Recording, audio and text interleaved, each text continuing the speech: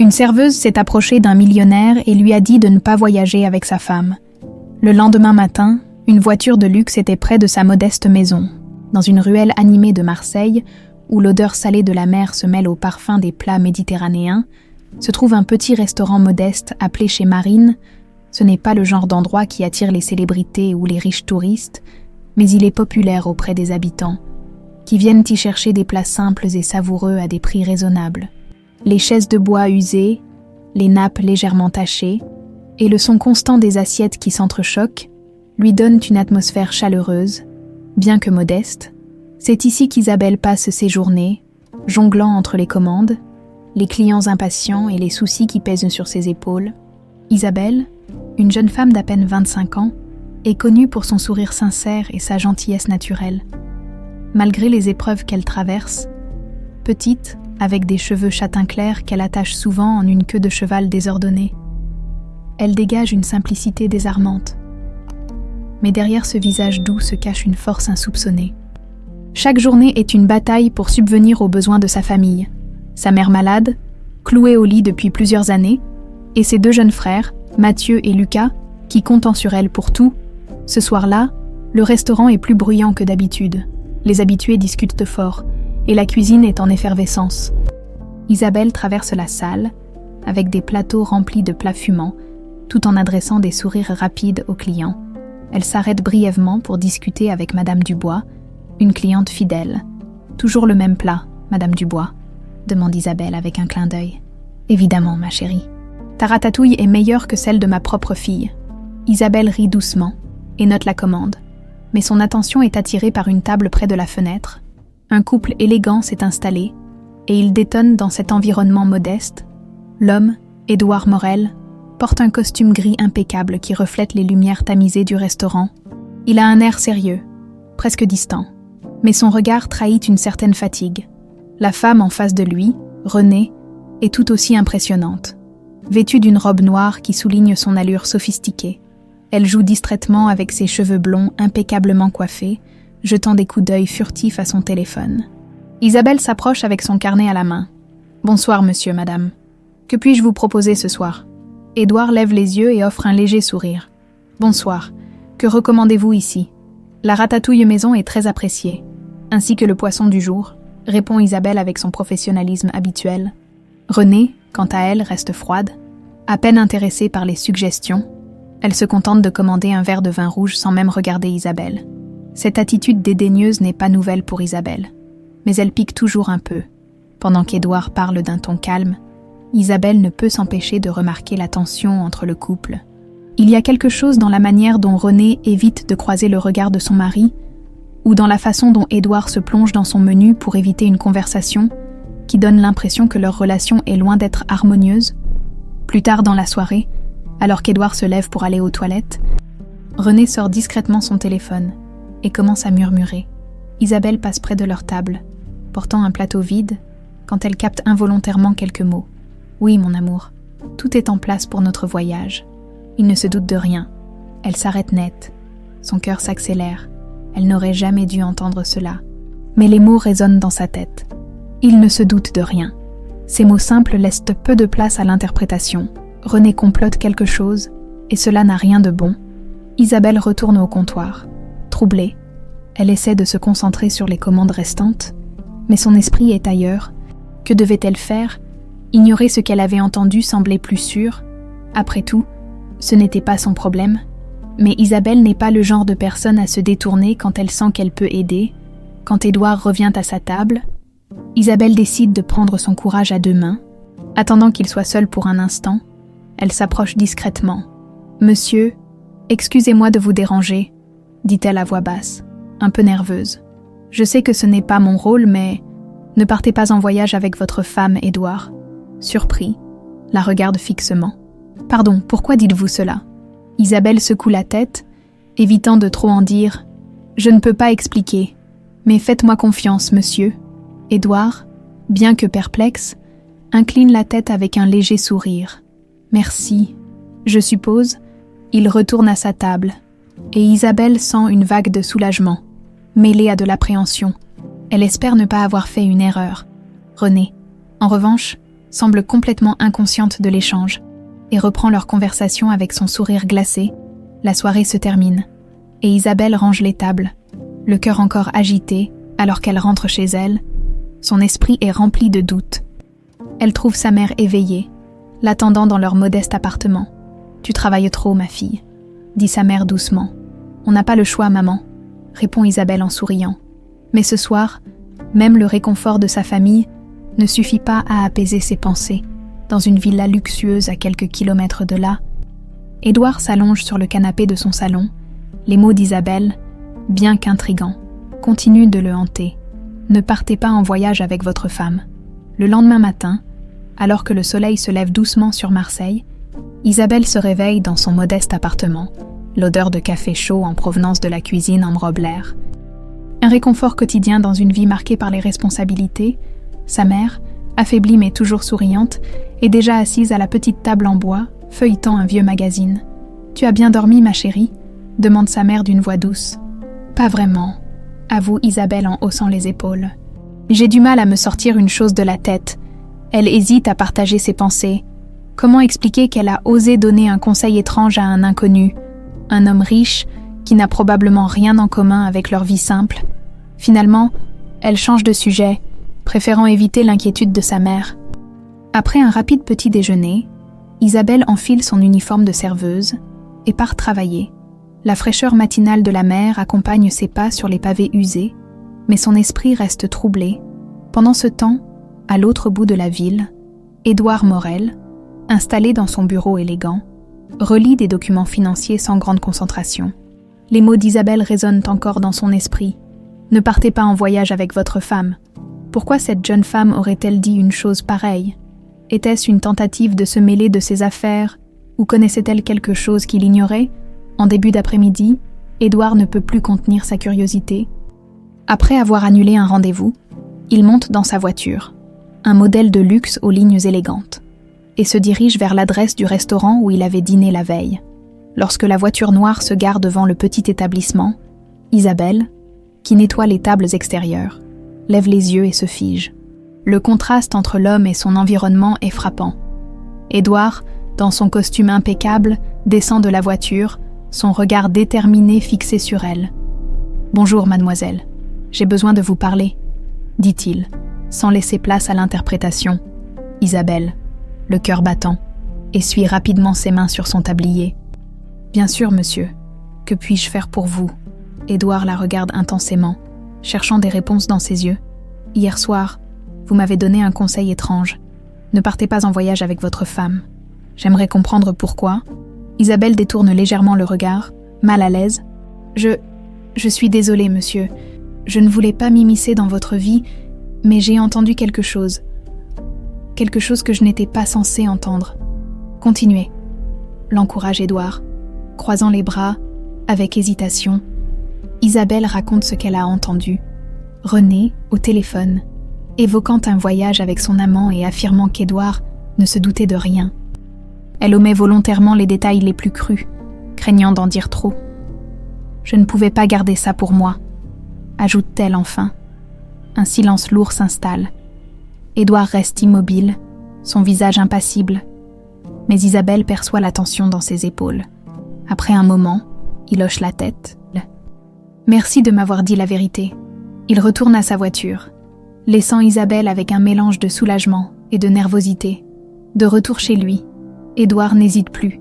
Il contacte un détective privé, un homme discret en qui il a déjà eu confiance pour d'autres affaires délicates. « Je veux que vous enquêtiez sur ma femme, » dit-il d'une voix ferme. « Vérifiez tout, ses déplacements, ses appels. Je veux savoir la vérité. » Pendant les jours qui suivent, Édouard évite toute confrontation directe avec René. Il prétend être occupé par des affaires urgentes, reportant leur voyage prévu. René, bien qu'agacé, n'insiste pas. Convaincue qu'elle pourra bientôt mener à bien ses projets sans entrave, de son côté, Isabelle essaie de reprendre une routine normale, mais elle ne peut s'empêcher de se demander ce qui va se passer. Ses pensées la tourmentent, surtout lorsqu'elle aperçoit une voiture luxueuse garée près de chez elle quelques jours plus tard. Pendant un instant, elle craint que René ait découvert son intervention et soit venu la confronter, mais la voiture repart sans qu'aucun événement notable ne se produise. Un matin, alors qu'elle traverse le marché pour acheter des légumes frais pour sa famille, Isabelle reçoit un appel inattendu sur son vieux téléphone portable. « Mademoiselle Isabelle, c'est Édouard Morel. J'aimerais vous revoir, dit-il. Elle accepte, bien qu'un peu nerveuse. Ils se retrouvent au même restaurant où tout a commencé. Mais cette fois, Édouard n'est pas accompagné de René. Il est seul, et son visage est plus sombre que la dernière fois. « Vous aviez raison, commence-t-il sans détour. Ma femme me trompe, et ce n'est pas tout. Elle détourne de l'argent de mes entreprises. » Isabelle reste sans voix. Elle savait que la situation était grave, mais entendre ces mots directement de la bouche d'Édouard donne à l'histoire un poids écrasant. « Je suis désolée, » murmure-t-elle. « Je n'aurais jamais voulu. » Édouard l'interrompt, levant une main pour signaler qu'elle n'a rien à se reprocher. « Non, vous avez bien fait. Si vous n'aviez rien dit, je serais encore dans l'ignorance. » Alors qu'ils discutent, Isabelle commence à comprendre l'ampleur de la trahison que René a infligée à Édouard. Mais elle perçoit aussi quelque chose d'autre. Sous son apparence froide et distante, Édouard est un homme blessé, cherchant désespérément à comprendre comment sa vie a pu prendre un tel tournant. Avant de partir, Édouard laisse un dernier mot qui reste gravé dans l'esprit d'Isabelle. « Vous êtes plus courageuse que vous ne le pensez. » Le lendemain matin, Marseille se réveille sous un ciel gris et menaçant. Annonçant une journée morose, Isabelle, dans son modeste appartement, s'affaire à laver la vaisselle du petit déjeuner. Sa mère, assise près de la fenêtre dans son fauteuil usé, tricote doucement. Les deux jeunes frères d'Isabelle jouent dans un coin avec de vieux jouets, chuchotant pour ne pas perturber leur mère. Mais Isabelle, distraite, laisse l'eau couler sur ses mains sans bouger. Elle est perdue dans ses pensées, ressassant la conversation de la veille avec Édouard. Elle revoit ses yeux, fatigués mais déterminés, et entend encore ces mots. « Vous êtes plus courageuse que vous ne le pensez, sa mère. » Remarquant son absence, interrompt le silence. « Isabelle, à quoi penses-tu » Isabelle sursaute légèrement. « Oh, rien, maman. Juste des soucis de travail. » Elle esquisse un sourire pour apaiser sa mère. Mais au fond d'elle, son esprit bouillonne.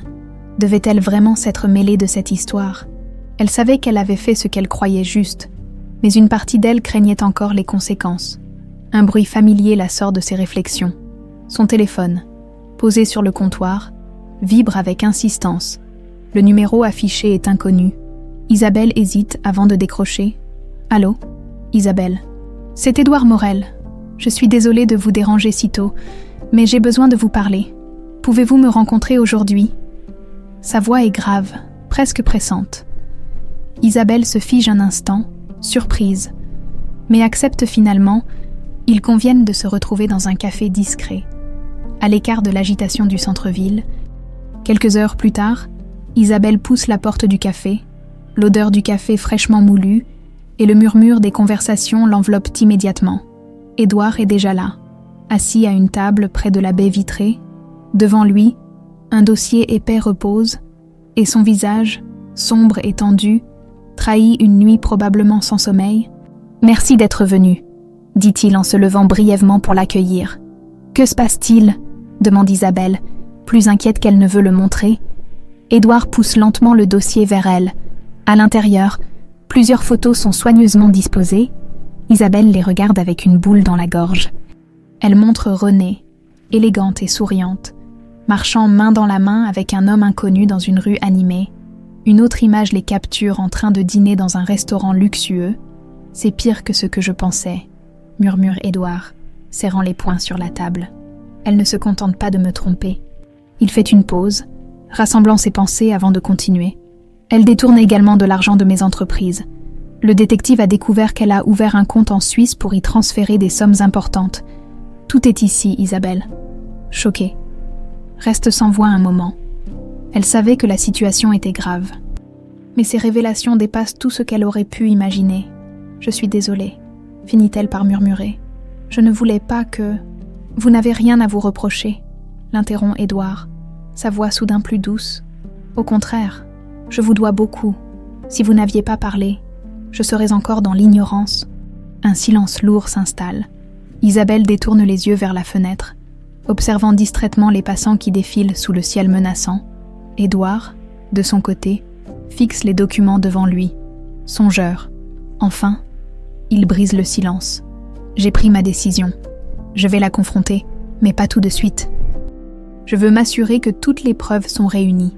Isabelle hoche la tête, impressionnée par le calme et la détermination d'Édouard. Pourtant, elle devine que cette façade cache une douleur immense. « Que comptez-vous faire ensuite ?» demande-t-elle, hésitante. « Je ne sais pas encore. » avoue-t-il. Mais ce qui est sûr, c'est qu'elle ne s'en sortira pas indemne. Le ton dans sa voix est ferme, presque glacial. Isabelle ressent un mélange d'admiration et de pitié pour cet homme qui, malgré sa puissance apparente, semble si vulnérable face à cette trahison. Avant de quitter le café, Édouard se tourne vers Isabelle avec un regard sérieux. « Isabelle, vous êtes plus courageuse que vous ne le pensez. Peu de gens auraient fait ce que vous avez fait. » Elle baisse les yeux, rougissant légèrement. « Je n'ai fait que dire la vérité, et c'est parfois la chose la plus difficile à faire, » répond-il avant de partir. De retour chez elle, Isabelle sent une étrange fatigue l'envahir. Elle s'efforce de préparer le dîner pour sa famille, mais son esprit reste troublé.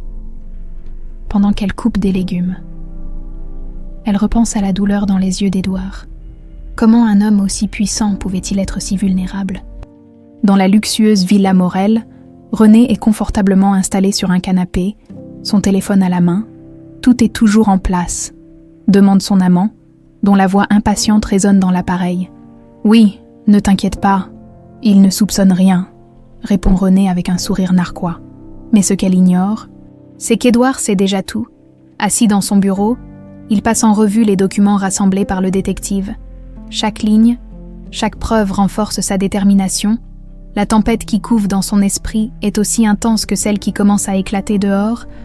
L'orage annoncé éclate au petit matin, enveloppant Marseille d'un bruit constant de pluie battante. Dans son appartement, Isabelle, réveillée par les gouttes frappant violemment contre les carreaux, se lève lentement. Une journée de travail l'attend. Mais une nervosité inhabituelle s'installe en elle. Les récents événements laissent un goût amer. Le mystère autour de René, les révélations d'Édouard et l'impression persistante que son intervention a déclenché une chaîne de conséquences qu'elle ne peut plus contrôler. Pendant ce temps, dans la Villa Morel, Édouard, assis à son bureau, contemple les preuves devant lui, les photos, les relevés bancaires, les enregistrements téléphoniques. Tout pointe vers une trahison plus profonde qu'il n'aurait imaginée. L'idée que sa femme, celle qu'il avait autrefois aimée, puisse non seulement le tromper mais aussi s'attaquer à ses entreprises, ébranle ses certitudes. Il fait un appel au détective. « Avez-vous trouvé autre chose ?» demande-t-il d'une voix froide. Le détective, un homme pragmatique, répond calmement. « Monsieur Morel, les preuves sont solides. Votre femme travaille avec son amant depuis des mois pour siphonner vos comptes. Ils ont un plan de fuite, probablement vers Genève. Je continue de surveiller leurs mouvements. » Édouard hoche la tête, même si le détective ne peut le voir. « Continuez, mais soyez discret. Je ne veux pas qu'elle se doute de quoi que ce soit. » Alors qu'il raccroche, une nouvelle pensée le traverse. Isabelle, la jeune femme avait risqué beaucoup pour lui dire la vérité. Une simple serveuse, sans aucun lien avec lui, avait osé faire ce que personne d'autre n'avait fait. Il ressent une étrange obligation envers elle, un mélange de gratitude et d'admiration. Plus tard dans la journée, Isabelle traverse les rues mouillées de Marseille pour se rendre au restaurant. Le ciel est encore sombre, et l'air frais de la pluie semble percer son uniforme léger. À son arrivée, elle trouve son patron, M. Lambert, en train de ranger des caisses de provisions. « Isabelle, tu es en avance aujourd'hui », remarque-t-il avec un sourire fatigué. « Oui, j'avais besoin de m'occuper l'esprit », répond-elle en haussant les épaules. Elle plonge rapidement dans le travail, nettoyant les tables et préparant la salle pour les premiers clients, mais son esprit reste distrait. Elle se demande ce qu'Édouard fait maintenant, s'il a confronté René ou s'il attend encore le bon moment. Sa question trouve une réponse inattendue en début d'après-midi. Alors qu'elle sert un client régulier, elle aperçoit une silhouette familière entrer dans le restaurant. C'est Édouard. Vêtu d'un manteau sombre, le visage sérieux, Isabelle se raidit. Pourquoi est-il là ? Il s'approche d'elle calmement. « Isabelle, puis-je vous parler un instant ?» Elle acquiesce. Le cœur battant, ils s'installent à une table vide à l'arrière, loin des oreilles indiscrètes. Édouard commence sans détour. Le détective a confirmé mes soupçons. René et son amant planifient de s'enfuir avec une partie de ma fortune. Il sort un dossier de sa sacoche et le pose sur la table. Tout est là. Les transferts d'argent, leur rendez-vous secret, même leur billet d'avion pour Genève. Isabelle regarde les documents, ses mains légèrement tremblantes. Je ne sais pas quoi dire. Je suis désolée que vous ayez à traverser ça. Édouard secoue la tête.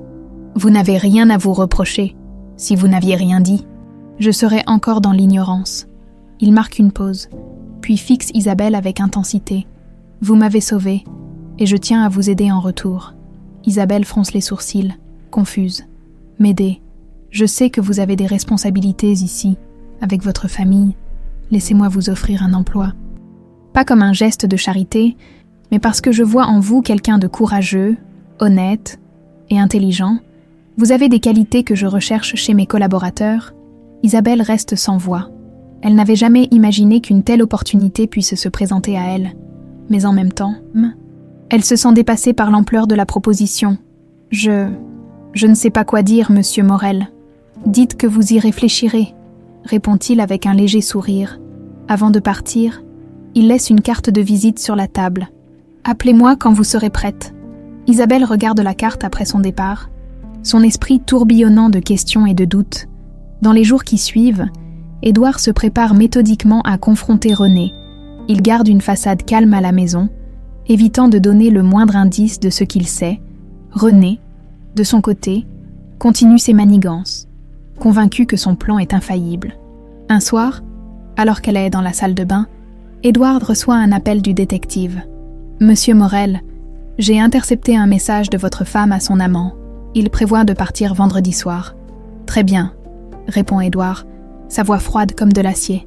« Préparez tout pour que nous puissions agir à ce moment-là. » Ce soir-là, assis seul dans son bureau, Édouard regarde par la fenêtre la pluie qui tombe encore. Ses pensées reviennent à Isabelle, à sa sincérité et à son courage. Peut-être que, malgré tout, cette épreuve lui aura permis de voir les choses sous un nouvel angle. Quelques jours après la rencontre avec Édouard au restaurant, Isabelle est assise à la table de la cuisine de son appartement. Un silence inhabituel planant autour d'elle. La carte de visite qu'il lui a laissée repose devant elle, à côté d'un carnet où elle griffonne des chiffres. Elle essaie de jongler avec les factures, le loyer en retard, les médicaments de sa mère, les frais scolaires de ses jeunes frères. Chaque calcul semble la rapprocher d'une impasse. Sa mère, assise dans son fauteuil habituel, l'observe avec douceur. « Isabelle, tu es préoccupée. Qu'est-ce qui ne va pas ?» Isabelle hésite, mais finit par parler. « J'ai reçu une proposition. Un emploi, mais ce n'est pas un travail comme les autres. » Elle explique brièvement la situation, omettant les détails concernant René et les affaires d'Édouard. Elle ne veut pas inquiéter sa mère. « Pourquoi hésites-tu » demande sa mère. « Parce que je ne sais pas si je suis faite pour ce genre de monde. Travailler avec des gens comme lui, des gens riches, puissants, ce n'est pas ma place. » Sa mère lui sourit, un sourire empreint de tendresse et de sagesse. « Isabelle, tu as toujours sous-estimé ta valeur. Peut-être que c'est l'occasion de prouver que ta place est là où tu veux qu'elle soit, pas où les autres te disent qu'elle doit être. » Les mots de sa mère résonnent en elle. Isabelle attrape la carte de visite et la regarde longuement. Quelques instants plus tard, elle prend son téléphone et compose le numéro. « Monsieur Morel, c'est Isabelle. J'ai réfléchi à votre proposition. » Édouard, au bout du fil, répond d'une voix chaleureuse, presque soulagée. « Isabelle, je suis content que vous m'appeliez. Si vous êtes d'accord, je peux vous accueillir dès demain pour discuter des détails. » Le lendemain, Isabelle se rend dans les bureaux d'Édouard pour la première fois. Le contraste entre son monde et celui d'Édouard est saisissant. L'immeuble est imposant, avec des sols en marbre et des murs ornés de tableaux modernes. Isabelle, vêtue de sa robe la plus simple, se sent immédiatement intimidée. À l'accueil, une assistante polie mais froide la conduit jusqu'au bureau d'Édouard. Lorsqu'elle entre, il se lève pour l'accueillir, un sourire sincère sur le visage. « Isabelle, merci d'être venue. Je vous en prie. Asseyez-vous. » Elle prend place face à lui, essayant de masquer sa nervosité. « Je dois être honnête avec vous. » commence Édouard. « Travailler ici ne sera pas facile. Ce monde peut être exigeant, parfois cruel. Mais je crois fermement que vous avez les qualités nécessaires pour réussir. » Il lui explique qu'elle commencera comme assistante personnelle, l'aidant à gérer des tâches variées, des réunions aux communications internes. En échange, il lui offre un salaire bien supérieur à ce qu'elle gagne au restaurant, ainsi que des horaires flexibles pour qu'elle puisse s'occuper de sa famille. Isabelle écoute attentivement, pesant le pour et le contre. Finalement, elle accepte. « Très bien, monsieur Morel. Je vais faire de mon mieux. Je n'en doute pas une seconde, » répond-il avec un sourire rassurant. Les premiers jours au bureau sont un mélange d'excitation et de défi. Isabelle découvre un monde qu'elle n'aurait jamais imaginé. Des contrats complexes, des réunions où des décisions impliquant des millions d'euros sont prises en quelques minutes, et des collègues qui la regardent parfois avec suspicion. Certains employés murmurent derrière son dos, se demandant pourquoi Édouard a engagé une simple serveuse. Isabelle les ignore autant qu'elle peut, mais leurs regards et leurs remarques discrètes la touchent malgré tout. Un jour, alors qu'elle classe des dossiers dans le bureau d'Édouard, il remarque son expression préoccupée. « Tout va bien ?» demande-t-il. Elle hésite, puis décide d'être honnête. « Certains ici pensent que je n'ai pas ma place. » Édouard fronce les sourcils, visiblement contrarié. « Vous n'avez rien à prouver à ces gens. Si je vous ai engagé, c'est parce que je crois en vous. Concentrez-vous sur votre travail, et les résultats parleront d'eux-mêmes. » Ces mots lui redonnent un peu de confiance, mais Isabelle sait qu'elle devra travailler dur pour gagner le respect de ses collègues. Pendant ce temps, René commence à soupçonner quelque chose. Édouard se montre plus distant qu'à l'accoutumée, et ses prétextes pour retarder leur voyage deviennent de moins en moins convaincants. Une nuit, alors qu'il est encore au bureau, elle fouille discrètement dans son téléphone et découvre des messages entre lui et un détective privé. Furieuse, elle appelle son amant. « Il sait quelque chose, j'en suis sûre. Nous devons avancer notre plan. »« Très bien, on partira demain soir, » répond-il. René ne se doute pas qu'Édouard est déjà un pas devant elle. Grâce au détective, il sait qu'elle prévoit de quitter la ville plus tôt que prévu. Il prépare son propre plan pour agir au bon moment. De son côté, Isabelle, malgré ses doutes, commence à s'habituer à son nouvel environnement. Elle découvre en Édouard un patron exigeant mais juste, et, à mesure qu'ils travaillent ensemble, elle perçoit de plus en plus l'homme derrière l'entrepreneur. Quelqu'un de blessé mais résilient. Un soir, alors qu'elle quitte le bureau, Édouard l'arrête. « Isabelle, je voulais vous remercier. Vous avez changé ma vie plus que vous ne le pensez. » Elle est prise de court, ne sachant pas quoi répondre. Mais dans son regard, elle voit une sincérité qui la touche profondément. Isabelle entre dans la grande tour vitrée qui abrite le siège des entreprises Morel, son cœur battant plus vite qu'elle ne l'aurait imaginé. C'est son 3e jour de travail, et bien qu'elle ait déjà eu un aperçu du rythme effréné de cet univers, elle ne peut s'empêcher de se sentir intimidée. Les ascenseurs rapides, les bureaux impeccables, les employés habillés avec une élégance presque uniforme, tout cela contraste violemment avec la simplicité de sa vie à Marseille. Elle prend une profonde inspiration et se dirige vers son poste. Une petite salle adjacente au bureau d'Édouard, où elle classe des dossiers, gère des emails et organise son emploi du temps. Sa table est propre, à l'exception d'un carnet où elle prend des notes et d'un vase contenant une rose blanche qu'Édouard a fait livrer en guise de bienvenue, malgré les efforts de son patron pour la mettre à l'aise. Isabelle sent les regards de ses collègues. Certains sont curieux, d'autres méfiants. Elle entend parfois des murmures derrière son dos, des mots comme « serveuse » ou « favoritisme ». Mais elle serre les dents et se concentre sur son travail. En milieu de matinée, Édouard sort de son bureau, un téléphone à l'oreille, et lui adresse un sourire en passant. Il termine son appel avant de revenir vers elle. « Isabelle, je vais avoir une réunion importante avec des investisseurs dans 1 heure. Pouvez-vous préparer les documents que je vous ai envoyés hier soir ?»« Bien sûr, monsieur Morel, » répond-elle avec assurance. Elle se plonge dans les fichiers, vérifiant chaque détail avec minutie. Lorsqu'elle remet le dossier à Édouard juste avant la réunion, il prend un instant pour la remercier. « Vous faites un excellent travail. Je savais que je pouvais compter sur vous. » Ces mots la réconfortent, mais elle sait qu'elle a encore beaucoup à prouver, non seulement à lui, mais aussi aux autres. Pendant qu'Édouard est en réunion, Isabelle continue d'organiser son bureau. Elle tombe sur une vieille photo encadrée, cachée derrière des dossiers. La photo montre Édouard plus jeune, souriant aux côtés d'une femme qu'elle reconnaît immédiatement comme étant René. Il semble heureux, insouciant. Isabelle repose l'image avec précaution, une étrange mélancolie s'installant en elle. Lorsque la réunion se termine, Édouard revient, l'air satisfait. « Tout s'est bien passé », annonce-t-il. Merci encore pour votre aide. » Alors qu'il s'apprête à retourner dans son bureau, il remarque le regard d'Isabelle fixé sur la photo qu'elle avait reposée. « Ah, cette photo, cela fait longtemps que je ne l'ai pas regardée, » dit-il doucement. Isabelle hésite avant de répondre. « Vous sembliez heureux. » Édouard hoche la tête, mais son sourire disparaît légèrement. Les apparences peuvent être trompeuses, Isabelle. Il retourne à son bureau, laissant Isabelle réfléchir à la signification de ces mots. Pendant ce temps, dans la villa des Morel, René est en ébullition.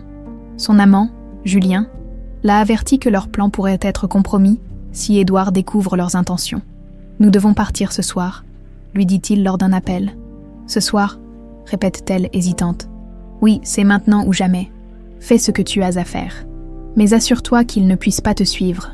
René, bien que frustré, accepte. » Elle commence à rassembler discrètement des documents et des objets personnels, tout en continuant à jouer le rôle de l'épouse aimante.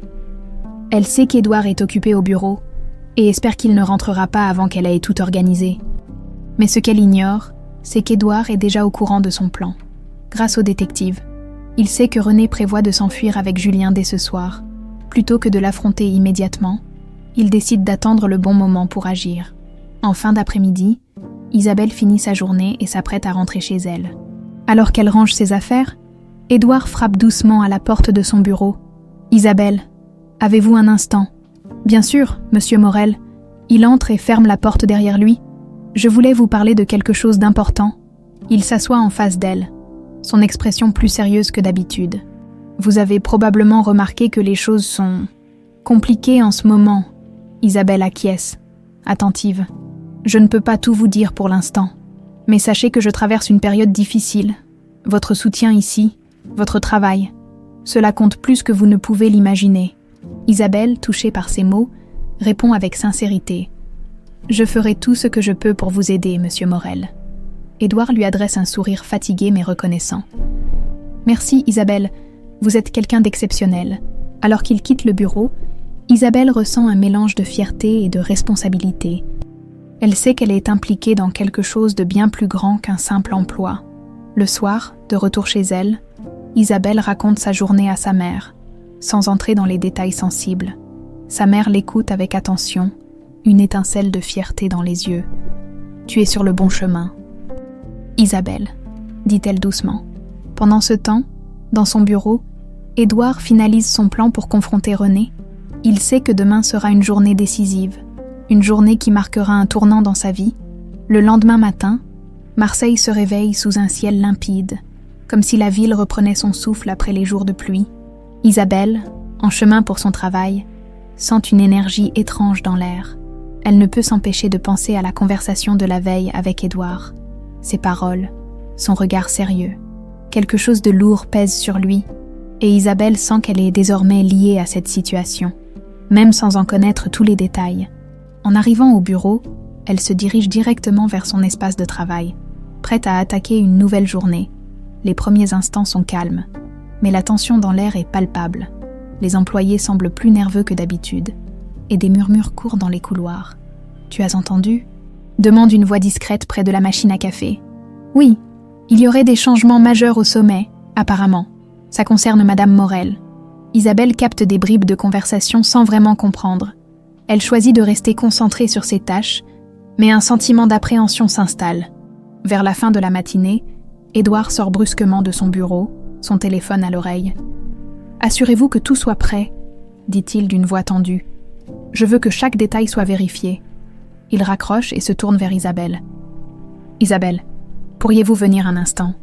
Elle le suit dans son bureau, où il ferme la porte derrière eux.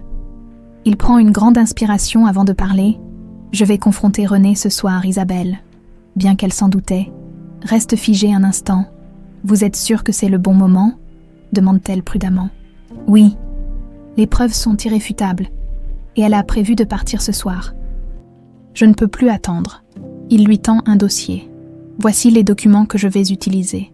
J'ai besoin que vous les organisiez et les prépariez pour moi. » Isabelle acquiesce, prenant le dossier avec soin. « Je ferai tout mon possible. » Alors qu'elle travaille à trier les informations, elle ne peut s'empêcher de ressentir de l'inquiétude pour Édouard. Ce qu'il s'apprête à affronter n'est pas seulement une affaire de trahison, mais une confrontation qui changera profondément sa vie.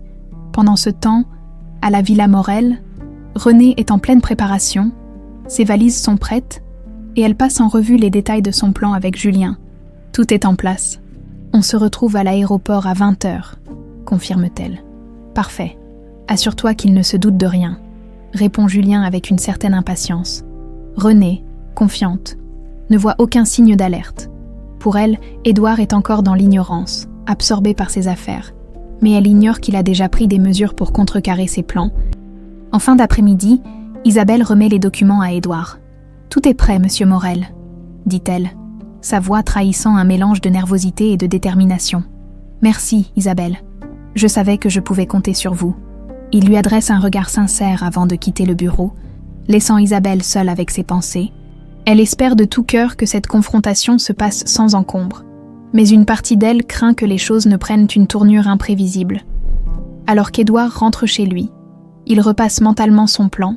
Il sait que Renée essaiera de nier, de manipuler, mais cette fois, il est prêt.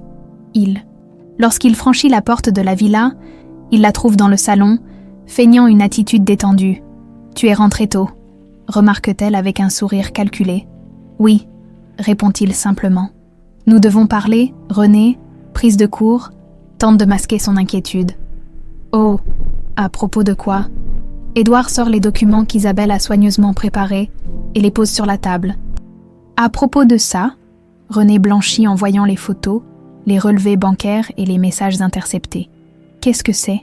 demande-t-elle, sa voix tremblant légèrement. « C'est la preuve de tout ce que tu as fait, ton infidélité, tes détournements d'argent, tes plans pour fuir avec Julien. » Le masque de Renée se fissure, mais elle tente une dernière fois de reprendre le contrôle. « Ce n'est pas ce que tu crois, Édouard. Ces photos, ces documents, tout peut être expliqué. Mais Édouard, calme et froid, ne lui laisse aucune échappatoire. Épargne-moi tes mensonges. Je sais tout, et crois-moi, tu vas répondre de tes actes. » Renée, voyant que sa tentative a échoué, change d'approche. « Très bien. Tu veux la vérité ? Oui. J'ai un amant ? Oui. J'ai pris ton argent. Mais peux-tu vraiment me blâmer ? Tu es tellement obsédé par ton travail que tu n'as jamais eu de temps pour moi. » Les mots de Renée le frappent, mais il refuse de se laisser détourner de son objectif. « Peu importe tes excuses, ce que tu as fait est impardonnable. » Renée se lève brusquement, furieuse. « Et qu'est-ce que tu comptes faire, Édouard ? Me dénoncer ?» Édouard la regarde droit dans les yeux. « Oui, et ce soir, je vais m'assurer que tu ne puisses plus nuire à personne. » Pendant qu'il confronte Renée, Isabelle, chez elle, tente de se détendre après une journée intense. Mais son esprit revient sans cesse à Édouard, et à ce qui se passe en ce moment dans la villa. Elle espère qu'il saura garder son calme, et que cette épreuve marquera le début d'une nouvelle vie pour lui. La Villa Morel est plongée dans une ambiance électrique. Le calme apparent masque une tempête imminente. Un moment décisif où vérité et mensonge vont s'entrechoquer. Édouard, debout près de la grande baie vitrée, regarde la lumière du soir s'éteindre lentement. Derrière lui, Renée est assise sur le canapé, ses mains serrées sur ses genoux, un mélange de défi et d'inquiétude sur le visage. « Alors, que comptes-tu faire maintenant ?» demande-t-elle, brisant le silence d'une voix froide. Édouard se tourne lentement vers elle. « Ce que je fais toujours. Prendre des décisions réfléchies et justes, mais cette fois, cela ne sera pas en ta faveur. » Il avance vers la table où les documents révélant ses trahisons sont étalés. « Renée, tu m'as trompée, pas seulement en tant que mari, mais en tant qu'associé, en tant que personne de confiance. Tu as manipulé tout ce que nous avons construit ensemble pour ton propre intérêt. » Renée croise les bras, tentant de masquer son malaise. « Et toi, tu veux parler de confiance. Tu m'as négligée pendant des années. Édouard, tu m'as laissé seule pendant que tu bâtissais ton empire. Est-ce vraiment surprenant que j'aie cherché de l'attention ailleurs ?» Édouard inspire profondément, maîtrisant son indignation. « Ce n'est pas une excuse pour voler, Renée. Ce n'est pas une excuse pour trahir. » Il se rassoit, le regard fixé sur elle, comme s'il cherchait à comprendre comment ils en étaient arrivés là. « Je vais déposer une plainte demain matin. Les preuves sont suffisantes pour te tenir responsable devant la justice. » Renée éclate de rire, un rire teinté de nervosité. « Tu crois que tu peux détruire ma vie sans conséquence ? Je connais tes secrets. » Édouard, tu penses que tu es intouchable, mais tu as des failles. Peut-être, répond-il calmement. Mais ce soir, ce sont tes actes qui comptent, pas les miens. Pendant ce temps, Isabelle, chez elle, est assise à son bureau. Les devoirs de ses jeunes frères sont étalés devant elle. Mais son esprit est ailleurs. Elle ne cesse de repenser aux paroles d'Édouard. « Je vais confronter René ce soir. » Elle se demande comment les choses se déroulent et si son intervention initiale n'a pas déclenché un engrenage qu'elle ne maîtrise plus. Sa mère, remarquant son absence mentale, s'approche doucement. « Isabelle, tu sembles préoccupée ?» Isabelle sourit faiblement. « Ce travail, il est plus compliqué que je ne l'imaginais. » Sa mère pose une main réconfortante sur son épaule. « Peu importe les défis, je sais que tu fais ce qui est juste. » Ces mots réchauffent le cœur d'Isabelle. Mais l'inquiétude persiste. De retour à la villa, la confrontation atteint son paroxysme. René, acculé, décide de passer à l'offensive. « Tu ne pourras pas m'arrêter, Édouard. Je partirai ce soir, et tu ne pourras rien faire pour m'en empêcher. » Elle se lève brusquement et commence à rassembler ses affaires. Mais avant qu'elle ne puisse franchir la porte, Édouard, qui était resté d'un calme olympien, parle d'une voix forte et assurée. « René, arrête !»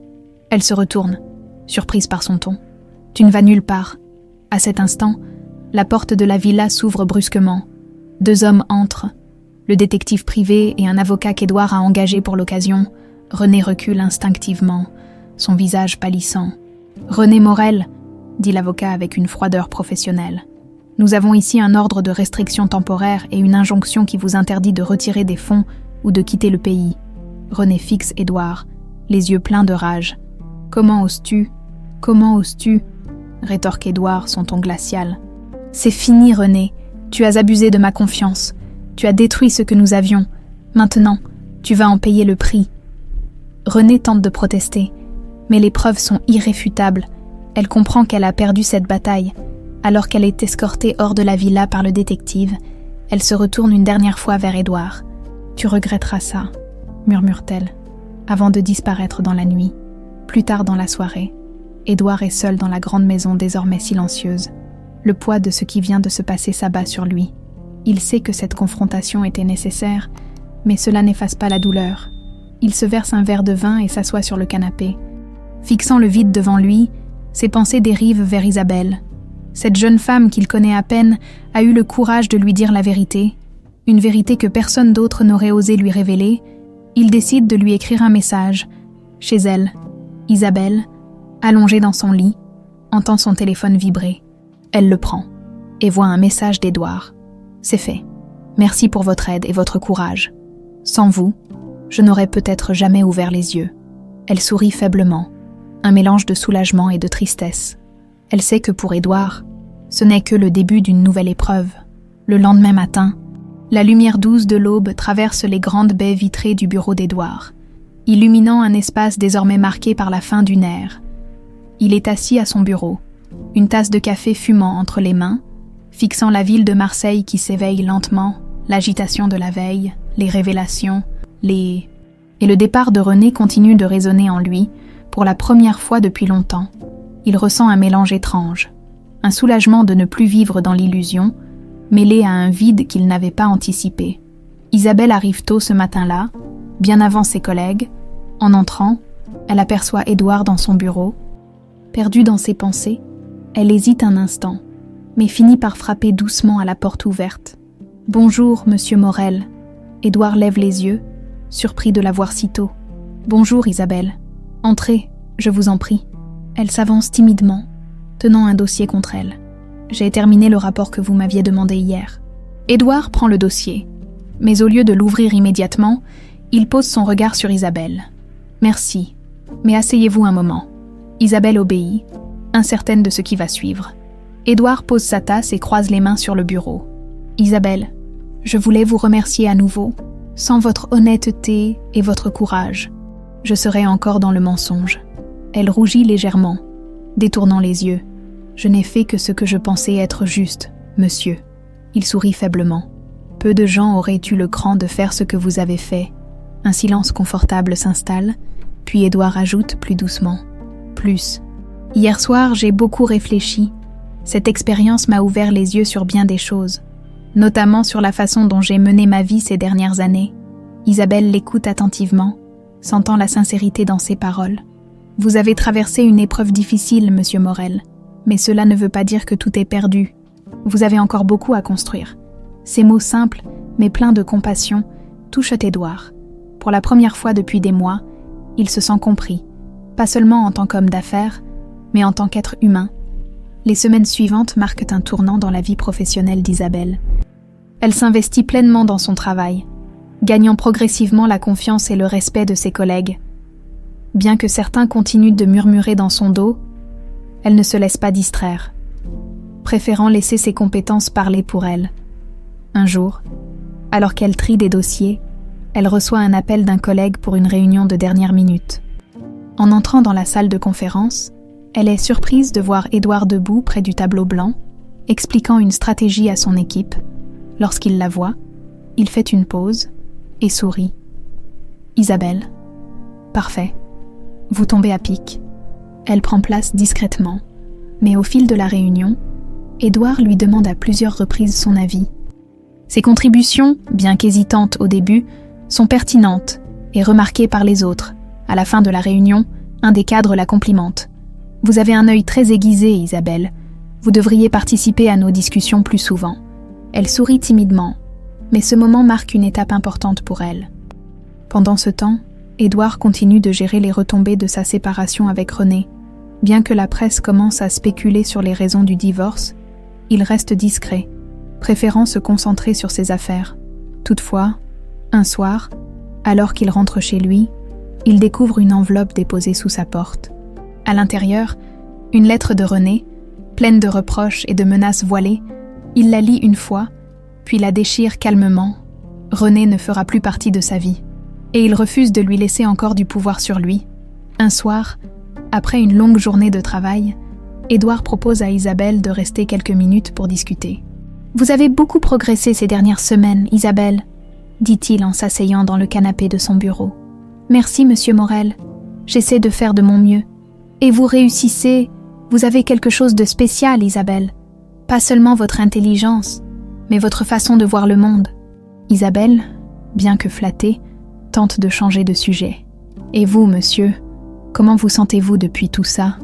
Édouard prend un moment pour répondre, son regard se perdant dans les lumières de la ville à travers la fenêtre. « Honnêtement, je me sens perdu, parfois, mais grâce à des personnes comme vous, je commence à croire qu'il est possible de reconstruire. » Leurs regards se croisent, et Isabelle ressent une chaleur inhabituelle. Elle sait que leur relation est avant tout professionnelle, mais elle ne peut ignorer la sincérité et la gratitude dans les paroles d'Édouard. Chez elle, Isabelle réfléchit à cette conversation. Elle se demande si elle est prête à s'investir davantage, non seulement dans son travail, mais aussi dans cette connexion naissante avec Édouard. Sa mère, toujours attentive, lui demande ce qui la préoccupe. « Rien de grave, maman. Juste beaucoup de choses à penser. Tu es une bonne personne. » Isabelle, fais simplement ce que ton cœur te dit. Les jours passent, et Isabelle commence à se sentir plus à l'aise dans son rôle au sein de l'entreprise. Elle a prouvé sa valeur, non seulement à Édouard, mais aussi à plusieurs de ses collègues. Pourtant, un sentiment d'appréhension persiste. Elle sait que les retombées du divorce d'Édouard ne sont pas encore totalement derrière lui. Et René est un problème qui pourrait ressurgir à tout moment. Un vendredi après-midi, alors qu'Isabelle est concentrée sur un rapport, Édouard entre dans son bureau avec un air préoccupé. « Isabelle, avez-vous un moment ?»« Bien sûr, monsieur Morel, » répond-elle, posant son stylo. Il s'assied en face d'elle, passant une main dans ses cheveux. « J'ai reçu une invitation à un gala demain soir. C'est un événement important pour l'entreprise, mais je crains que René n'y apparaisse. Elle a encore des contacts dans ce cercle, et je ne peux pas me permettre un scandale. » Isabelle hoche la tête, comprenant immédiatement la gravité de la situation. « Que puis-je faire pour vous aider ?» Édouard la regarde avec reconnaissance. « J'aimerais que vous m'accompagniez. Votre présence m'aidera à rester concentrée. » Surprise. Isabelle hésite un instant. Elle n'a jamais participé à ce genre d'événement, mais elle accepte finalement. « Très bien, monsieur Morel. » « Je serai là, le lendemain soir. » Isabelle se tient devant son miroir, ajustant une robe noire élégante qu'elle a louée pour l'occasion. Sa mère, qui l'observe depuis le salon, sourit avec fierté. « Tu es magnifique, ma chérie. Merci, maman. J'espère juste ne pas faire d'erreur ce soir. » Sa mère secoue doucement la tête. « Fais confiance à ton instinct, comme tu l'as toujours fait. » Quelques heures plus tard, Isabelle arrive au bras d'Édouard dans une salle somptueuse où le gala bat déjà son plein, les lumières scintillent, les invités sont vêtus de leurs plus beaux atours et la musique classique résonne dans l'air. Isabelle se sent légèrement intimidée, mais Édouard, d'un geste discret, lui murmure « Vous êtes parfaite, ne vous inquiétez pas. » Elle esquisse un sourire, prenant une inspiration pour se calmer. Au cours de la soirée, Isabelle reste près d'Édouard, l'aidant à naviguer entre les conversations et les présentations. Elle remarque rapidement que plusieurs invités la regardent avec curiosité, se demandant qui elle est. Certains murmurent, mais Isabelle garde la tête haute.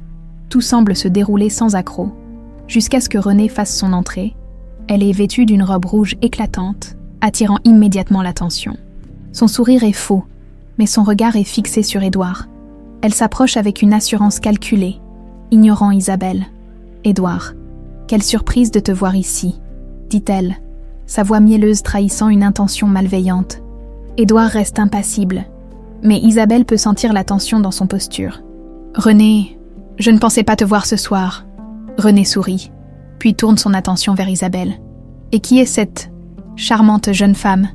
Une nouvelle assistante, je suppose. » Isabelle reste calme, mais René continue, visiblement déterminé à la déstabiliser. « Dis-moi, ma chère, tu dois être ravie de travailler pour un homme aussi généreux qu'Édouard. J'imagine que tu as bien de la chance de te tenir à ses côtés ce soir. » Avant qu'Isabelle puisse répondre, Édouard intervient, son ton tranchant. « René, assez... » La salle semble se figer un instant, plusieurs invités se tournant vers eux. René, loin d'être intimidé, affiche un sourire satisfait. « Oh, ne t'énerve pas, mon cher. Je voulais simplement faire connaissance avec ta nouvelle protégée. » Édouard, refusant de se laisser emporter, attrape doucement le bras d'Isabelle. « Allons-y, » dit-il d'une voix basse mais ferme. Il quitte la conversation, laissant René seul au milieu de la salle. Dehors, sur la terrasse éclairée par la lumière des chandeliers, Édouard s'excuse auprès d'Isabelle. « Je suis désolée pour ce qu'elle a dit. René sait exactement comment provoquer. » Isabelle secoue la tête. « Ce n'est rien, monsieur Morel. Je savais que ce genre de situation pourrait arriver. » Il la regarde avec gratitude. « Vous êtes remarquable, Isabelle. Votre calme m'impressionne. » Le moment est interrompu par un serveur qui apporte 2 verres de champagne. Édouard en tend un à Isabelle. « À la résilience, » dit-il avec un sourire. Isabelle lève son verre, un léger sourire sur les lèvres. « À la résilience, à l'intérieur. » René, frustrée par son échec, cherche une nouvelle façon de nuire à Édouard. Elle approche un groupe d'investisseurs et commence à murmurer des insinuations sur lui, tentant de semer le doute. Mais la plupart des invités semblent fatigués de ces jeux, et peu lui prêtent attention. Plus tard dans la soirée, Édouard et Isabelle quittent le gala, dans la voiture. Ils se tournent vers elle. « Merci encore, Isabelle. Je ne sais pas comment j'aurais géré tout ça sans vous. Vous auriez trouvé un moyen, monsieur Morel. Vous êtes plus fort que vous ne le pensez. » Ils échangent un sourire sincère, marquant un autre moment de connexion entre eux. Le lendemain du gala, l'atmosphère dans les bureaux d'Édouard est plus tendue que jamais. Les murmures sur la confrontation publique entre lui et René se sont rapidement propagés, atteignant même des employés qui n'étaient pas présents. Isabelle, assise à son bureau, ressent cette pression. Elle sait que ce qui s'est passé la veille n'était qu'un aperçu de ce que René est capable de faire. En fin de matinée, Édouard entre dans le bureau d'Isabelle, un dossier volumineux à la main. « Isabelle, pouvez-vous me rejoindre dans la salle de conférence ? Nous avons une réunion importante avec le conseil d'administration. » Elle acquiesce et le suit, son carnet et son stylo en main. Alors qu'il marche dans les couloirs, elle peut sentir les regards des employés posés sur eux, des regards mêlant curiosité et spéculation. Dans la salle de conférence, le conseil d'administration est déjà rassemblé, les visages sont graves et une tension palpable flotte dans l'air. Édouard commence la réunion sans détour. « Mesdames et messieurs, nous avons récemment découvert des irrégularités financières majeures dans nos comptes. Ces irrégularités sont directement liées à des actions entreprises par René Morel. » Un murmure choqué parcourt la salle. Édouard continue, détaillant les détournements de fonds, les preuves accumulées par le détective privé et les plans de René pour fuir avec son amant. Pendant ce temps, Isabelle prend des notes. Impressionnée par la façon dont Édouard reste calme et méthodique, malgré l'émotion évidente qu'il doit ressentir, l'un des membres du conseil, visiblement troublé, prend la parole. « Édouard, cette situation est grave. Mais comment comptez-vous protéger l'entreprise de l'impact de ce scandale ?» Édouard répond avec assurance. « Nous avons déjà sécurisé les fonds détournés et renforcé nos contrôles internes. De plus, des mesures légales ont été prises pour s'assurer que René ne puisse plus nuire à nos activités. » La réunion se termine sur une note tendue, mais Isabelle peut voir que les membres du conseil respectent la façon dont Édouard gère la situation. Alors qu'il quitte la salle, Édouard se tourne vers Isabelle. « Merci pour votre soutien. Votre présence rend ces moments un peu plus faciles. » Elle sourit timidement. « Je suis heureuse de pouvoir aider. » Monsieur Morel, pendant ce temps, Renée, furieuse d'avoir été mise de côté, prépare une nouvelle attaque. Elle contacte un journaliste connu pour publier des articles à sensation. « J'ai une histoire qui pourrait vous intéresser », commence-t-elle. Elle commence à tisser un récit dans lequel elle se présente comme une victime. Décrivant Édouard comme un homme froid et manipulateur, elle espère que cela suffira à ternir sa réputation et à lui donner un levier pour revenir dans le jeu. Quelques jours plus tard, un article paraît dans un magazine influent, mettant en lumière des détails déformés sur la vie personnelle d'Édouard et ses affaires. Isabelle, en lisant l'article, sent sa colère monter. Elle sait que René est derrière cette attaque. Édouard, cependant, semble étrangement calme lorsqu'elle lui en parle. « Ce n'est pas la première fois qu'on essaie de me salir dans la presse », dit-il avec un sourire fatigué. Mais Isabelle voit à travers son masque. « Ah, vous ne devriez pas ignorer ça, monsieur Morel. Vous méritez que la vérité soit connue. » Édouard la regarde, touché par sa loyauté. « Merci, Isabelle. Votre soutien compte plus que vous ne pouvez l'imaginer. » Plus tard, ce jour-là, Édouard décide d'organiser une conférence de presse pour répondre aux accusations. Il invite Isabelle à l'accompagner, non seulement pour l'assister, mais aussi parce qu'il a confiance en sa capacité à rester calme sous pression. Lors de la conférence, Édouard prend la parole avec une assurance tranquille. « Ces dernières semaines, ma vie personnelle a été exposée d'une manière que je n'aurais jamais imaginée. Mais aujourd'hui, je veux clarifier les choses. Les accusations portées contre moi sont fausses, et nous avons des preuves pour le prouver. » Il détaille les actions de René, sans jamais descendre à son niveau. Isabelle, debout à ses côtés, observe l'impact de ses paroles sur l'audience. Elle voit des journalistes qui, initialement sceptiques, commencent à changer de posture face à la force de ses arguments. À la fin de la conférence, plusieurs journalistes s'approchent d'Édouard pour le remercier de sa transparence. Isabelle ressent une fierté silencieuse en voyant comment il a su tourner la situation à son avantage. Le soir, alors qu'ils quittent les bureaux, Édouard propose à Isabelle de dîner ensemble pour la remercier de son soutien constant. Ils choisissent un restaurant discret, loin des regards indiscrets. Pendant le repas, Édouard s'ouvre un peu plus sur ses sentiments. « Cette période a été l'une des plus difficiles de ma vie. Mais grâce à vous, j'ai l'impression de pouvoir avancer, Isabelle. » Touchée, répond avec sincérité. « Vous êtes plus fort que vous ne le pensez, monsieur Morel. Vous avez traversé tout cela avec dignité. » Ils partagent un moment de silence. Mais ce silence est chargé d'une connexion profonde, une reconnaissance mutuelle qui dépasse les mots. Quelques jours après la conférence de presse, la situation semble se calmer. Les accusations de René perdent de leur crédibilité grâce à la gestion habile d'Édouard et à la présentation des preuves lors de l'événement. Pourtant, Isabelle ne peut s'empêcher de rester sur ses gardes. René a prouvé qu'elle était prête à tout pour nuire à Édouard. Et elle a encore des ressources insoupçonnées. Un matin, alors qu'Isabelle s'installe à son bureau, elle reçoit un appel inattendu. Une voix féminine, douce mais chargée de tension, se fait entendre. « Bonjour mademoiselle, je suis Alice, une ancienne amie de René. Je pense que nous devrions parler. » Isabelle, surprise, reste silencieuse un instant avant de répondre. « Je vous écoute. Ce n'est pas un endroit pour discuter. Pouvez-vous me rencontrer au café du port ce soir? C'est important. » Après une hésitation, Isabelle accepte. Intriguée par ce mystérieux appel, ce soir-là, Isabelle se rend au café. Un petit établissement rustique près du vieux port de Marseille, Alice est déjà là. Une femme élégante mais discrète, portant une veste beige et des lunettes de soleil qu'elle retire à l'arrivée d'Isabelle. « Merci d'être venue. dit Alice en serrant la main d'Isabelle. « Que voulez-vous me dire ?» Alice prend une profonde inspiration avant de commencer. « Je connais Renée depuis des années. Nous avons été très proches à une époque. Mais j'ai pris mes distances en voyant ce qu'elle était prête à faire pour obtenir ce qu'elle veut. Ce qu'elle a fait à Édouard est terrible. Mais je pense qu'elle prépare quelque chose de pire. » Isabelle fronce les sourcils. « De quoi parlez-vous ?» Alice jette un coup d'œil autour d'elle, comme si elle craignait d'être entendue. Elle essaie de manipuler des actionnaires influents pour renverser Édouard. Elle veut le voir perdre non seulement sa réputation, mais aussi son entreprise. Isabelle sent une vague de colère et d'appréhension l'envahir. « Pourquoi me dire tout ça ? Parce que je crois qu'Édouard mérite de savoir ce qui se trame.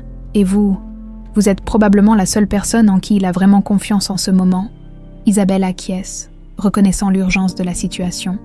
Le lendemain matin, Isabelle informe immédiatement Édouard de sa rencontre avec Alice. Il se retrouve dans son bureau, loin des oreilles indiscrètes. « Elle m'a dit que Renée essaie de convaincre certains actionnaires de vous évincer », explique Isabelle. Édouard, bien que visiblement troublé, « Non, reste calme, ce n'est pas une surprise. Renée a toujours été ambitieuse, mais elle n'a jamais compris que la loyauté est la clé dans ce genre de situation. Que devons-nous faire ?» demande Isabelle. « Nous allons agir avant qu'elle ne puisse faire quoi que ce soit », répond-il avec détermination. Il appelle immédiatement son avocat et son équipe juridique pour préparer une réponse. Pendant ce temps, Isabelle se charge de collecter toutes les informations disponibles sur les actionnaires potentiellement influencés par Renée. Quelques jours plus tard, une réunion exceptionnelle est convoquée avec le conseil d'administration et les principaux actionnaires de l'entreprise. Édouard, accompagné d'Isabelle, entre dans la salle avec une aura de confiance. Renée est là, assise à l'autre bout de la table, un sourire narquois sur le visage. « Merci à tous d'être venus », commence Édouard. Cette réunion est nécessaire pour discuter de certaines préoccupations qui ont récemment été portées à mon attention. Il expose calmement mais fermement les actions de Renée. Soutenue par des documents et des témoignages collectés, Renée, bien que surprise par la précision des informations, tente de défendre sa position. « Édouard, vous exagérez. Ce sont des discussions innocentes avec des collègues, rien de plus. » Mais Édouard n'est pas dupe. Innocente. Les preuves montrent le contraire. Vous avez tenté de semer la division au sein de cette entreprise pour vos propres intérêts. Les actionnaires, visiblement agacés par les manigances de Renée, expriment leur soutien à Édouard. À la fin de la réunion, il est clair que Renée a perdu cette bataille. Alors qu'elle quitte la salle, elle croise Isabelle et lui lance un regard glacial. « Profite de ta victoire, mais rappelle-toi que rien n'est permanent. » Isabelle reste impassible, sachant qu'elle a fait ce qu'il fallait. Après la réunion, Édouard et Isabelle retournent dans son bureau. « Vous avez été incroyable aujourd'hui, » dit-il en s'asseyant, visiblement soulagé. « Vous avez été encore mieux, monsieur Morel. Vous avez prouvé à tout le monde que vous êtes un leader fort. » Ils partagent un sourire complice, et Édouard ajoute doucement « Je ne pourrais pas traverser tout ça sans vous, Isabelle. » Elle rougit légèrement. Touchée par sa sincérité, le soir, alors qu'elle rentre chez elle, Isabelle réfléchit à tout ce qui s'est passé. Elle réalise à quel point elle a changé depuis qu'elle a rejoint l'entreprise, à quel point elle a grandi, et combien elle se sent connectée à Édouard et à ses valeurs, malgré sa défaite au conseil d'administration. Renée ne se laisse pas abattre. Retranchée dans un appartement luxueux loué à la hâte, elle contemple les documents éparpillés sur sa table. Chacune des feuilles est une pièce d'un nouveau plan qu'elle échafaude pour faire tomber Édouard. Cette fois, elle compte frapper là où cela fera le plus mal. Sa réputation, elle décroche son téléphone et compose un numéro.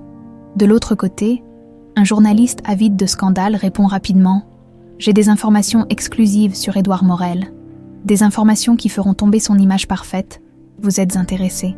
Le journaliste, flairant une opportunité, accepte. Renée sourit en raccrochant. Si elle ne pouvait pas le battre légalement ou professionnellement, elle le détruirait aux yeux du public. Pendant ce temps, dans les bureaux d'Édouard, l'atmosphère est plus optimiste. La victoire récente au conseil d'administration a renforcé la confiance des actionnaires et stabilisé l'entreprise. Isabelle, toujours concentrée sur ses tâches, commence à se sentir de plus en plus à l'aise dans son rôle. Elle reçoit un appel inattendu d'Alice, l'ancienne amie de Renée. « Isabelle, Il faut qu'on parle. J'ai entendu dire que René a un nouveau plan. Et cette fois, elle vise directement l'image d'Édouard. « Oh, savez-vous de quoi il s'agit ?» demande Isabelle, le cœur serré. Elle compte faire publier des rumeurs et des documents déformés dans un article de presse. Si cela sort, cela pourrait sérieusement nuire à sa réputation. Isabelle la remercie pour l'information et informe immédiatement Édouard. Dans le bureau d'Édouard, Isabelle expose la situation. René prévoit de lancer une campagne de diffamation contre vous. Elle travaille avec un journaliste pour publier des accusations. Édouard, bien que contrarié, ne semble pas surpris. C'était inévitable. René a toujours su manipuler les médias à son avantage. « Que devons-nous faire ?» demande Isabelle.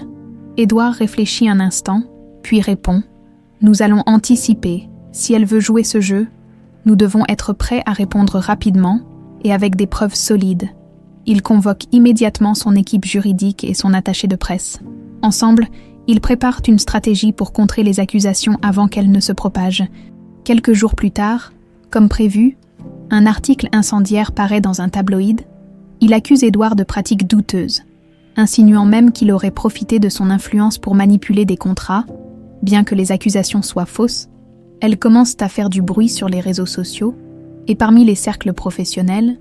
Isabelle, horrifiée en lisant l'article, se précipite dans le bureau d'Édouard. « Monsieur Morel, avez-vous vu ça ?»« Oui, » répond-il calmement, montrant une copie de l'article sur son bureau. « Mais ne vous inquiétez pas, nous sommes prêts. » Dans les heures qui suivent, l'équipe d'Édouard publie une déclaration officielle réfutant les accusations, accompagnée de documents prouvant son intégrité. De plus, une plainte en diffamation est immédiatement déposée contre le tabloïd et contre René. Pour s'assurer que le public comprenne la vérité, Édouard accepte de donner une interview exclusive à une chaîne de télévision respectée. Isabelle l'accompagne pour le soutenir dans ce moment délicat. L'interview est diffusée en direct. Édouard, d'un calme impressionnant, répond à toutes les questions avec transparence. Ces accusations sont non seulement infondées, mais elles sont aussi un exemple de la manière dont certaines personnes sont prêtes à tout pour détruire une réputation construite sur des années de travail acharné. Lorsqu'on lui demande s'il pense que René est derrière tout cela, il reste prudent. « Je ne ferai pas de suppositions, mais je crois en la justice, et je suis sûr que la vérité triomphera. » L'interview est un succès. Le public, impressionné par sa sincérité et son professionnalisme, commence à douter des rumeurs.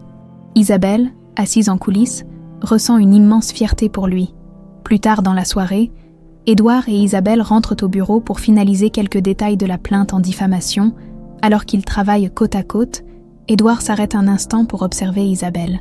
« Vous savez, Isabelle, je ne serais pas arrivée ici sans vous. » Elle lève les yeux, surprise. « Vous exagérez, monsieur Morel.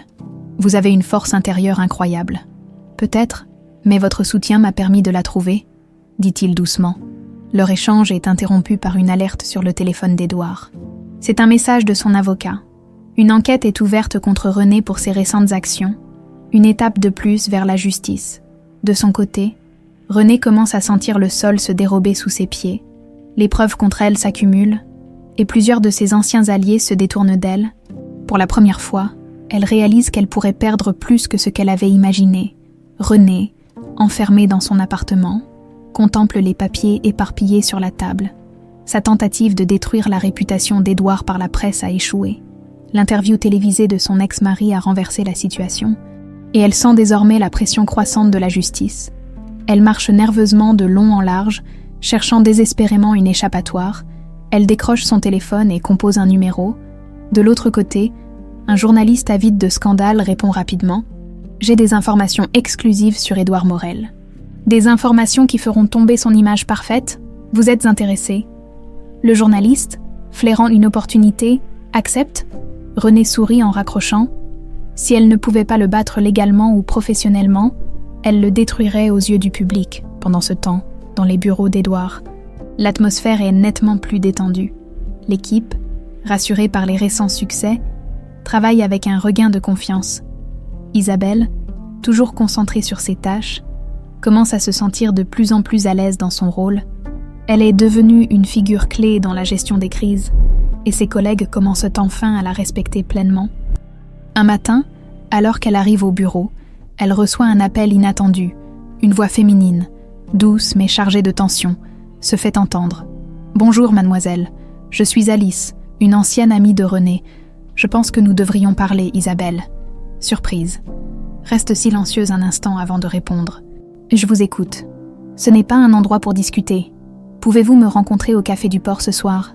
C'est important. » Après une hésitation, Isabelle accepte, intriguée par ce mystérieux appel. Ce soir-là, Isabelle se rend au café, un petit établissement rustique près du vieux port de Marseille. Alice est déjà là, une femme élégante mais discrète, portant une veste beige et des lunettes de soleil qu'elle retire à l'arrivée d'Isabelle. « Merci d'être venue », dit Alice en serrant la main d'Isabelle. « Que voulez-vous me dire ?» Alice prend une profonde inspiration avant de commencer. « Je connais René depuis des années. Nous avons été très proches à une époque, mais j'ai pris mes distances en voyant ce qu'elle était prête à faire pour obtenir ce qu'elle veut. Ce qu'elle a fait à Édouard est terrible, mais je pense qu'elle prépare quelque chose de pire. » Isabelle fronce les sourcils. « De quoi parlez-vous » Alice jette un coup d'œil autour d'elle. Comme si elle craignait d'être entendue, elle essaie de manipuler des actionnaires influents pour renverser Édouard.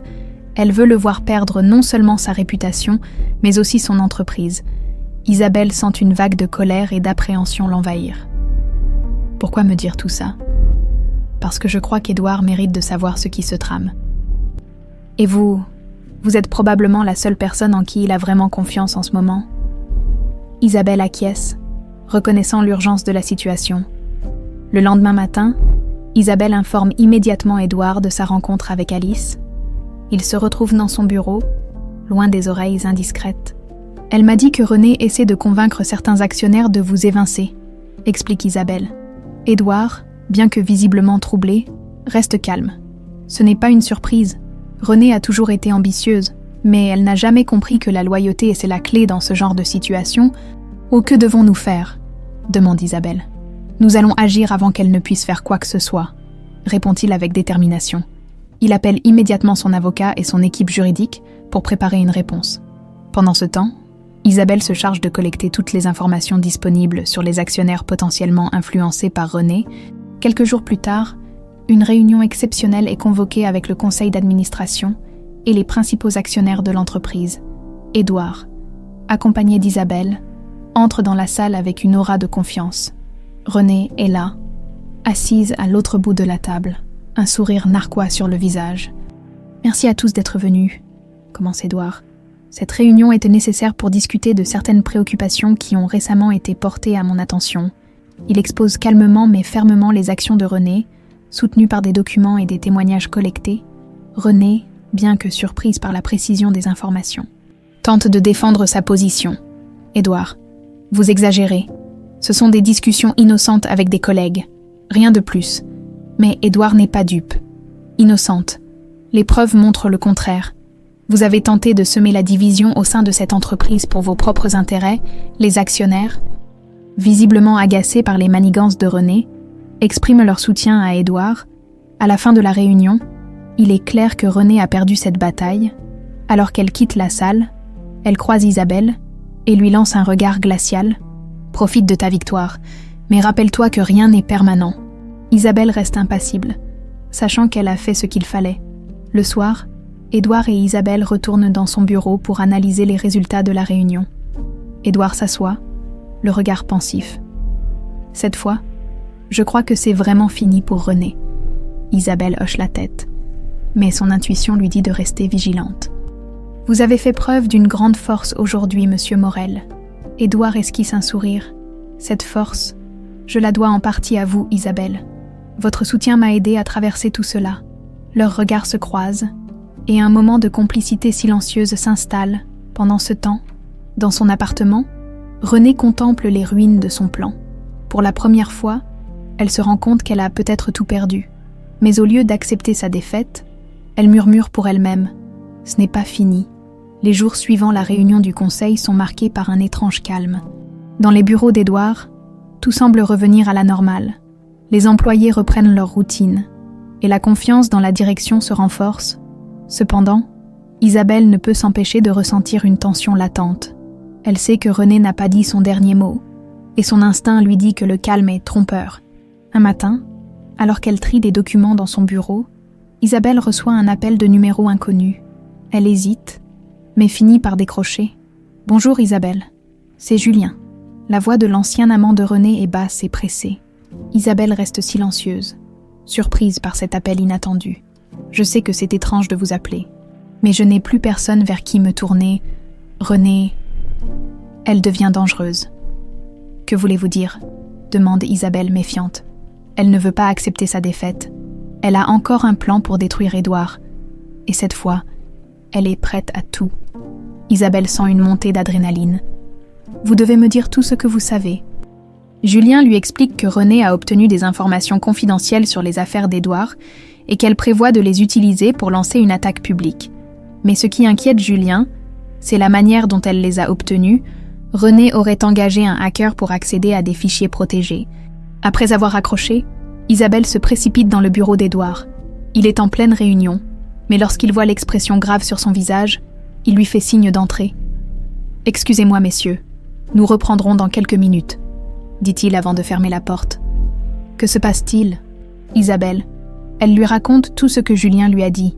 Édouard reste impassible, mais elle peut voir la tension dans sa mâchoire. Elle a franchi une limite, murmure-t-il. Il appelle immédiatement son équipe juridique et son responsable en sécurité informatique. Une enquête est lancée pour vérifier si des fichiers ont été compromis. Pendant ce temps, Isabelle contacte Julien à nouveau pour obtenir plus de détails. 2 jours plus tard, les résultats de l'enquête tombent. Les soupçons de Julien étaient au fondé. Des fichiers sensibles concernant des contrats importants ont été copiés. Édouard, furieux mais déterminé, prépare une réponse. « Nous allons utiliser cela contre elle. Si elle veut jouer à ce jeu, elle va perdre. » Il charge ses avocats de déposer une plainte pour vol de données et engage un détective pour suivre les mouvements de René. Pendant ce temps, René, convaincue qu'elle a encore une chance de renverser la situation, organise une rencontre secrète avec un journaliste influent. Elle lui présente les fichiers volés, en exagérant leur contenu pour dépeindre Édouard comme un homme d'affaires corrompu. « Avec ça, vous pouvez détruire son image publique, » dit-elle avec un sourire satisfait. Mais ce qu'elle ignore, c'est que Julien a alerté Édouard de cette rencontre. Le détective engagé par Édouard suit René et prend des photos compromettantes d'elle en train de remettre les fichiers aux journalistes. Quelques jours plus tard, René est convoquée par les autorités. Lorsqu'elle arrive au tribunal, elle est accueillie par des avocats d'Édouard qui présentent les preuves de son vol et de sa tentative de diffamation. Les photos de sa rencontre avec le journaliste sont projetées et les murmures emplissent la salle d'audience. René, habituellement si sûre d'elle, perd pied. Elle essaie de se défendre, mais ses arguments sont rapidement démontés par les avocats d'Édouard. « Madame Morel, vos actions sont non seulement illégales, mais elles montrent également une intention claire de nuire », déclare l'un des avocats. Lorsque Julien est appelé à témoigner, il confirme les accusations, décrivant comment René l'a manipulé et a orchestré le vol de données. Après plusieurs heures d'audience, le juge ordonne l'ouverture d'une enquête plus approfondie sur René et elle est placée en garde à vue pour éviter toute nouvelle tentative de sabotage. Dans les bureaux d'Édouard, la nouvelle de l'arrestation de René se répand rapidement. Isabelle, bien que soulagée, ressent une pointe de tristesse. Malgré tout ce que René a fait, elle voit en elle une femme détruite par son propre orgueil. En fin de journée, Édouard invite Isabelle à dîner pour célébrer cette victoire. « Vous avez été essentielle tout au long de cette épreuve, Isabelle. Je ne sais pas comment vous remercier. Vous n'avez pas besoin de me remercier, Monsieur Morel. C'est vous qui avez montré une résilience incroyable. » Au cours du repas, leurs conversations deviennent plus personnelles. Édouard parle de son enfance, de ses débuts dans les affaires et des sacrifices qu'il a faits pour réussir. Isabelle, en retour, partage des anecdotes sur sa famille et sur les défis qu'elle a dû surmonter. Leur complicité grandit et pour la première fois, Édouard se permet d'envisager un avenir différent, un avenir où il ne serait pas seul. De son côté, René, assise dans une cellule froide, réfléchit à ses échecs. Pour la première fois, elle se rend compte que son obsession de détruire Édouard l'a conduite à perdre tout ce qu'elle avait. Les jours qui suivent l'arrestation de René sont marqués par un calme presque irréel. Dans les bureaux d'Édouard, l'ambiance est détendue et les employés travaillent avec un regain d'énergie. Les menaces qui pesaient sur l'entreprise ont disparu et la confiance en la direction est à son apogée. Isabelle, quant à elle, continue de se concentrer sur ses tâches avec le même sérieux. Pourtant, elle sent que quelque chose a changé. Son lien avec Édouard s'est renforcé, et elle ne peut s'empêcher de ressentir une certaine fierté pour le rôle qu'elle a joué dans cette lutte.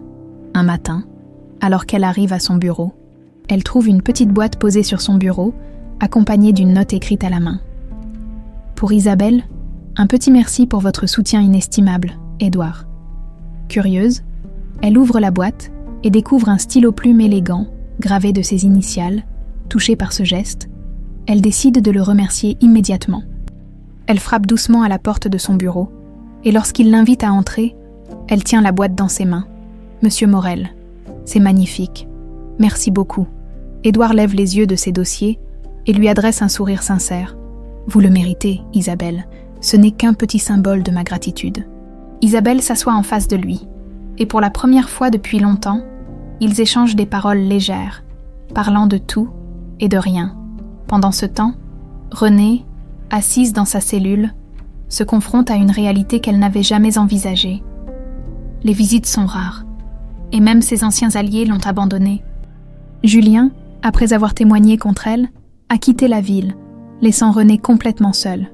Une semaine après son arrestation, elle est convoquée pour une nouvelle audience, les charges s'accumulent, et elle sait qu'elle risque une peine sévère.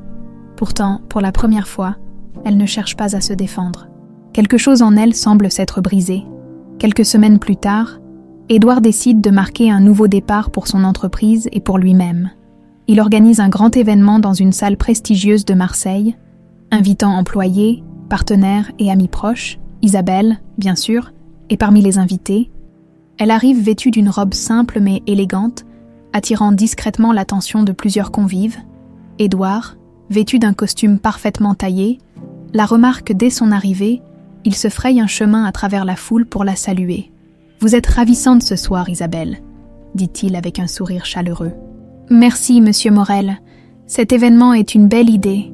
Appelez-moi Édouard, » réplique-t-il doucement. Ils passent une grande partie de la soirée à discuter, partageant des moments de complicité qui ne passent pas inaperçus. Certains invités murmurent en les observant. Mais ni Édouard ni Isabelle ne semblent s'en soucier. Vers la fin de la soirée, Édouard monte sur scène pour prononcer un discours. « Mesdames et messieurs, je tiens à vous remercier pour votre soutien indéfectible. Ces derniers mois ont été difficiles, mais grâce à vous tous, nous avons surmonté chaque obstacle. » Il marque une pause, cherchant Isabelle dans la foule. « Et je tiens particulièrement à remercier une personne qui a joué un rôle clé dans tout cela, Isabelle. Votre courage et votre loyauté ont été une source d'inspiration pour nous tous. » La salle éclate en applaudissements, et Isabelle, rouge de gêne, sourit timidement, quelques jours après l'événement. Édouard invite Isabelle à déjeuner. Ils choisissent un petit restaurant en bord de mer, loin des regards indiscrets. Pendant le repas, leurs conversations deviennent de plus en plus personnelles. Édouard finit par poser une question qui flotte dans l'air depuis un moment. « Isabelle, avez-vous déjà pensé à ce que vous voulez vraiment pour l'avenir ?» Elle réfléchit un instant avant de répondre. « Je veux offrir une vie meilleure à ma famille, bien sûr. Mais au-delà de cela, je veux être entourée de personnes qui me respectent et me soutiennent. » Édouard hoche la tête, un sourire discret aux lèvres. « Vous avez déjà beaucoup accompli, mais je crois que vous êtes capable de bien plus. » Leurs regards se croisent, et un moment de silence s'installe, chargé d'une complicité nouvelle. De son côté, Renée, désormais condamnée à une peine de prison, commence à écrire un journal. Ses premières pages sont remplies de colère et de regrets. Mais peu à peu, une lueur d'introspection émerge. Elle se demande comment elle en est arrivée là, et si elle peut encore reconstruire ce qu'il reste de sa vie. Quelques mois plus tard, Édouard décide de prendre un peu de recul par rapport à ses responsabilités professionnelles. Il confie davantage de tâches à son équipe, tout en continuant à travailler avec Isabelle sur des projets stratégiques. Un soir, alors qu'ils terminent une réunion tardive, Édouard propose une promenade.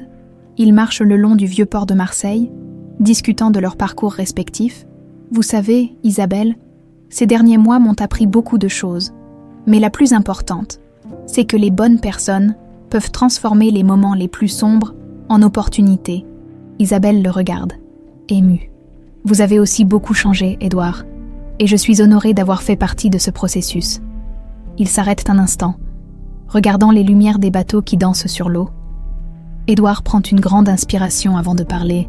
« Isabelle, j'espère que quoi qu'il arrive, vous resterez à mes côtés. » Elle sourit, touchée par ses paroles. « Tant que vous aurez besoin de moi, je serai là,